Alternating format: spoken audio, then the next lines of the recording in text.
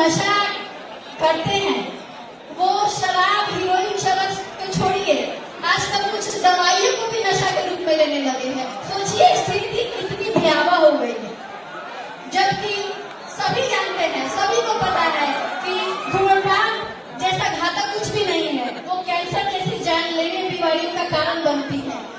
और जो आप लोग नशे के रूप में लेते हैं उन पर एकदम सार्वजनिक रूप से लिखा भी होता है कि ये इतना घातक है, फिर भी लोग बहुत चाव से नशा करते हैं। अगर इसका शिकार कोई बनता है तो सबसे ज्यादा वो बच्चे बनते हैं जो नशे के कारण परिवार में माँ बाप के बीच में हो रही लड़ाइयों को देखते हैं, और वो इसका इस पर इतना बुरा प्रभाव पड़ता है कि वो बच्चे गलगू टाइप के बन जाते हैं, डर सहमे में रहते हैं, उनका ना पढ़ाई में मन लगता है ना किसी चीज में मन लगता है।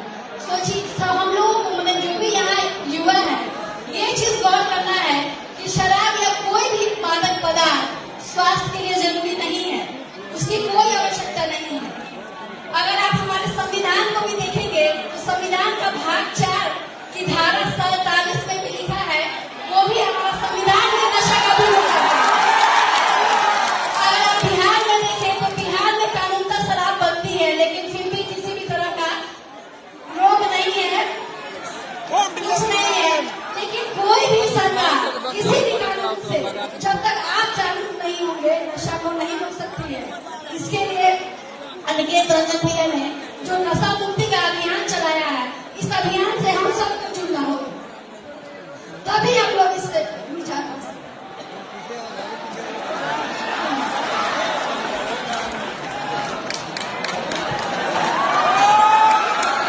क्योंकि ये लड़ाई सिर्फ अनिकेत रंजन की नहीं है, हम सबकी।